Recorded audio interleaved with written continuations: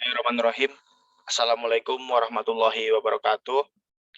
Pada kesempatan kali ini, izinkan saya Muhammad Rizky Aryani, NIM 6211418138 untuk mempresentasikan hasil penelitian saya selama PKL, yaitu tentang analisis manajemen pelaksanaan Popda tingkat Kabupaten Kudus oleh Disikpora Kudus.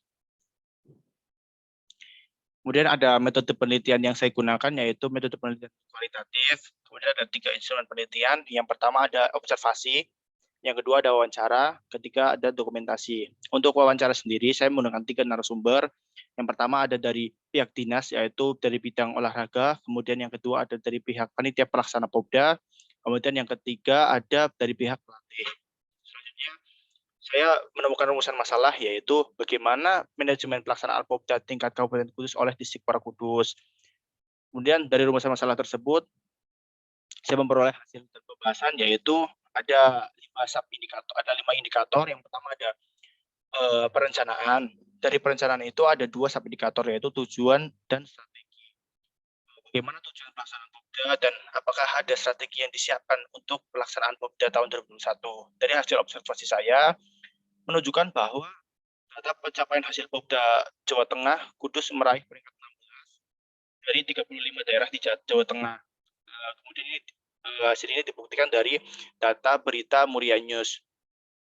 Ini menunjukkan bahwa adanya peningkatan prestasi dari Kabupaten Kudus, karena dari tahun sebelumnya Kudus hanya meraih peringkat 29 dari 35 daerah.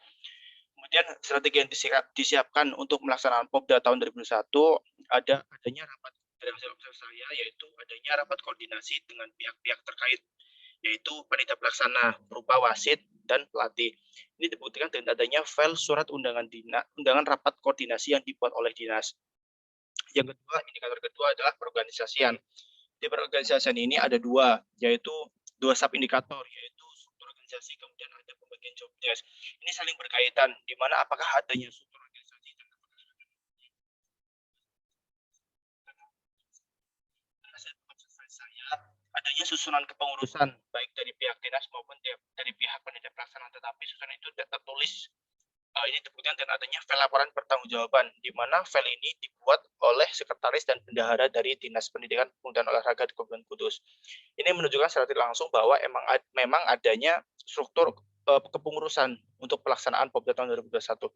Kemudian untuk pembagian tugas serta job desk, ini Panpel dan Dinas memiliki pembagian job desk pada saat pelaksanaan. Ada yang menjadi wasit, kemudian ada yang mendata hasil perlombaan. Ini dibuktikan dengan adanya file surat tugas untuk panitia pelaksana. Yang indikator ketiga yaitu pelaksanaan. Ada indikator dari pelaksanaan, yaitu metode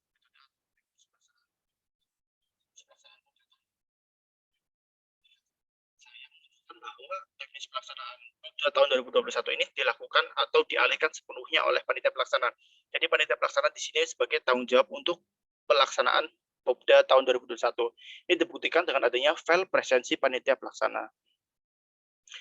Kemudian indikator yang keempat adanya pengawasan. Pengawasan ada 2 indikator. Yang pertama ada bentuk pemantauan, kemudian ada koreksi. Bagaimana bentuk pemantauan atau bentuk pengawasan pada saat pelaksanaan Popda berlangsung. Kemudian ada pelaksanaan Popda berlangsung. Dari hasil observasi saya itu menunjukkan bahwa pemantauan atau pengawasan itu dilakukan secara langsung di lapangan, serta mendata hasil perlombaan. Jadi untuk pemantauan yang dilakukan oleh dinas, yaitu dari pihak dinas itu turun langsung ke lapangan untuk mengawasi apakah pelaksanaan Popda tahun 2021 ini berjalan sesuai dengan apa yang sudah direncanakan. Kemudian untuk pemantauan yang dilakukan oleh pihak panitia pelaksana, yaitu mendata hasil perlombaan untuk file itu disetorkan atau di follow up ke pihak dinas. Ini dibuktikan dengan adanya file rekapan hasil perlombaan dari Panpel untuk diteruskan ke pihak dinas.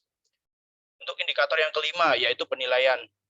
Ada 2 indikator. Yang pertama ada standar keberhasilan, yang kedua ada evaluasi.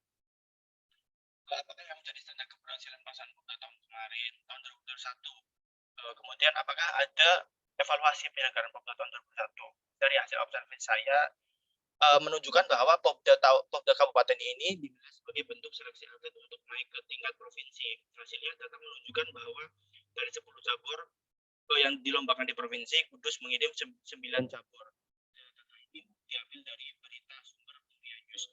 Jadi untuk sebagai bukti dokumentasi pendukung. Di sini ada berita dari Muria News, kemudian ada data prestasi dari perolehan medali dari Popda Kabupaten, kemudian ada surat undangan rapat koordinasi. Di sini menunjukkan bahwa adanya perencanaan atau adanya rapat koordinasi yang dipersiapkan untuk pelaksanaan Popda. Kemudian ada jadwal pelaksanaan. Jadwal pelaksanaan ini dibuat melalui juknis dari provinsi.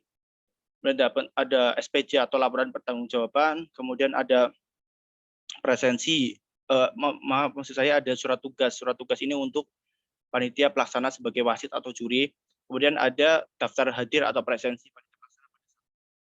Di sini ada rekap hasil perlombaan pada hari itu sesuai cabur. Kemudian yang terakhir ada dokumentasi pendukung tentang keikutsertaan kontingen kudus terhadap keikutsertaan kontingen kudus ke Popda provinsi.